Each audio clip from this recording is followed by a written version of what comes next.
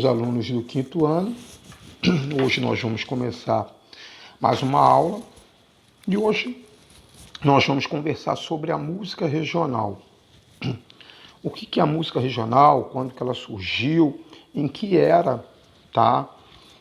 Essa música marcou e quais foram os talentos que surgiram nessa época e se tornaram inesquecíveis, né? Então nós vamos começar primeiro fazendo a nossa revisão, correção dos exercícios, né, da aula passada, da aula 7.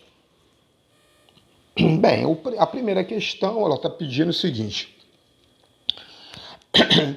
quando a rádio começou a ganhar espaço, inclusive por meio da indústria fonográfica, a produção de discos, né?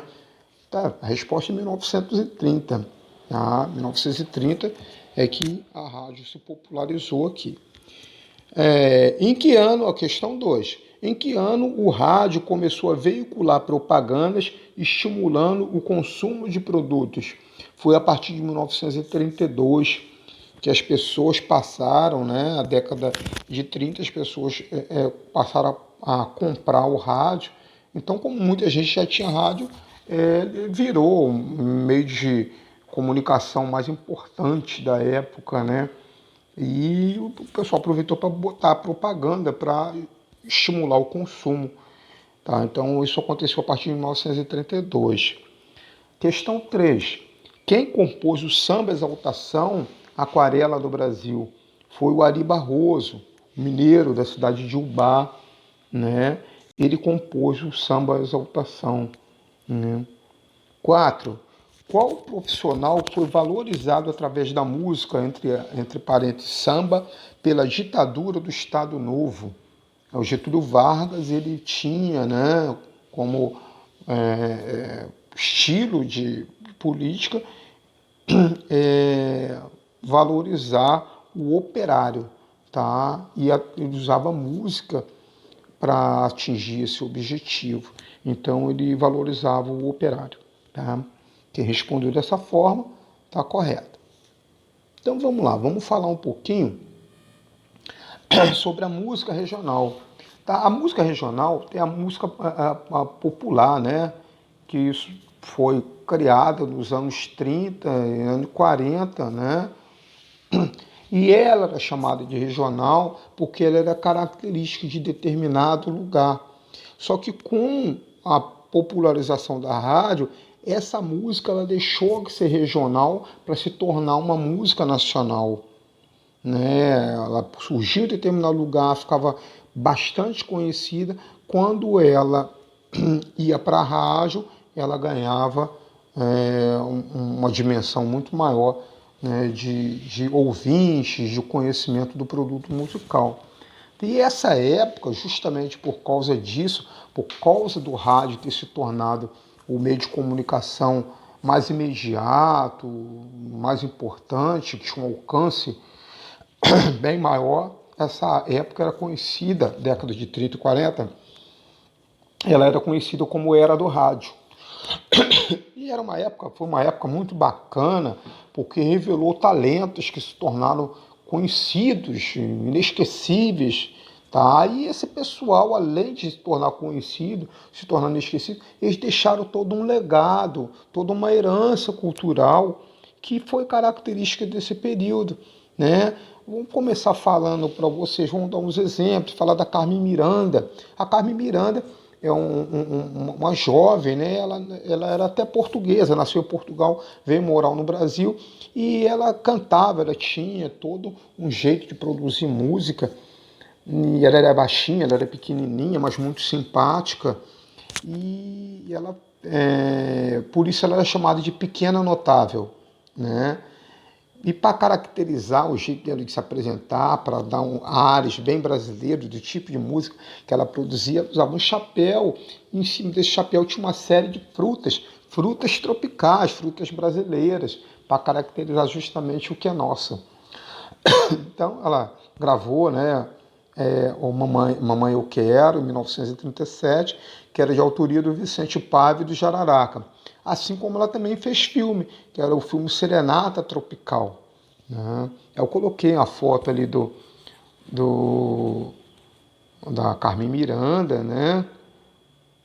Do Vicente Paiva, né? E umas cenas ali do filme, né? Bem, um outro músico também que surgiu como regional e acabou ganhando uma dimensão nacional foi Dorival Caymmi. Dorival Caymmi é baiano, né? E ele gostava de, nas músicas dele, cantar as belezas e os costumes da Bahia e gostava de cantar o mar. A maior parte das músicas dele canta as belezas do mar, né? O mar, inclusive tem uma música com esse título de 1940 que é O Mar, né? Ele cantou as dores, os amores, seus contemporâneos baianos, sobretudo dos pescadores. Gostava também de falar dos pescadores, né? Temos também o Gilberto Alves, Louca pela Boemia, de 1941. Ele é carioca. O Gilberto Alves gostava de samba de roda. Eu falei para vocês que era samba de roda. É aquele samba que é feito em volta de uma mesa, geralmente uma mesa redonda, e ele é feito de forma coletiva. Cada um dá uma parcelinha de contribuição, uma modificação, e surge a música. E ele gostava muito de produzir música dessa forma, né? O música de roda e amigos no bar, é o que acontece numa roda, numa samba de roda. Tá? Nós tivemos a Linda Batista, gravou Batuque no Morro em 1942. Ela colecionou uma série de sucessos, né, da carreira, e ela tinha o título de Rainha do Rádio. E mais engraçado, mais interessante, é que ela é tão carismática, tão conhecida, que ela manteve esse título por mais de uma década. Fazia dupla com a irmã dela, Dirce Batista. É a Linda Batista e Dirce Batista, que eram muito conhecidos e atuantes no rádio nessa época. Nelson Gonçalves, Noites de Lua, 1943, reconhecido por sua voz possante, um vozeirão. O cantor e o compositor Nelson Gonçalves é o terceiro da lista de artistas brasileiros que mais venderam disco na história da música brasileira. Ele, em termos de venda de discos, né, nessa época, a importância de um cantor era medido pelo número de discos que ele vendia. Nessa época não existia ainda o computador, não existia você baixar a música, não existia o CD que você poderia comprar um CD virgem e copiar. Então a forma que você usufruir do deleite de ouvir uma música era comprando disco, né? O máximo que surgiu um pouco depois foi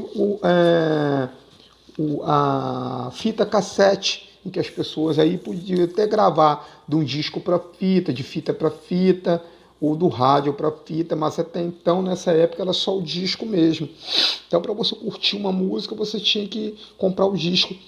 E a importância do artista era medida pelo número de discos que ele vendia. Interessante isso, né? E o que acontece? O Nelson Gonçalves é o terceiro que mais vendeu disco, ficando atrás apenas do Roberto Carlos e da dupla caipira Tonico e Tinoco. Tá? Aí eu botei uma foto para vocês conhecerem o Nelson Gonçalves, o vozeirão. Uhum. Um outro cantor dessa época também que marcou a época, né? Marcou todo um estilo de produção musical, foi o Francisco Alves. Ele compôs A Última Valsa, né? Compôs e gravou. Ele era conhecido como Rei da Voz. Era autor de memoráveis obras-primas da música brasileira. E a obra A Última Valsa é uma das mais belas expressões do romantismo na música. Tá? Ele era conhecido como Rei da Voz por causa da característica tímbrica da voz dele. Né? Coloquei uma foto para vocês conhecerem o Francisco Alves. Bem, e a gente não pode também deixar de falar de uma música que surgiu como regional, surgiu no Nordeste brasileiro, característica do Nordeste brasileiro, e ganhou o, o Brasil e depois ganhou o mundo, que é a música do Luiz Gonzaga, né, intitulado Rei do Baião, com a música Asa Branca, né, que fala, que narra as dores e o sofrimento do sertanejo nordestino por causa do extremo calor, né? Uma das mais ricas canções populares do Brasil, retrata de maneira poética e sentimental a retirada do sertanejo em vista da seca que assola o interior nordestino. É uma das canções brasileiras de maior sucesso no mundo.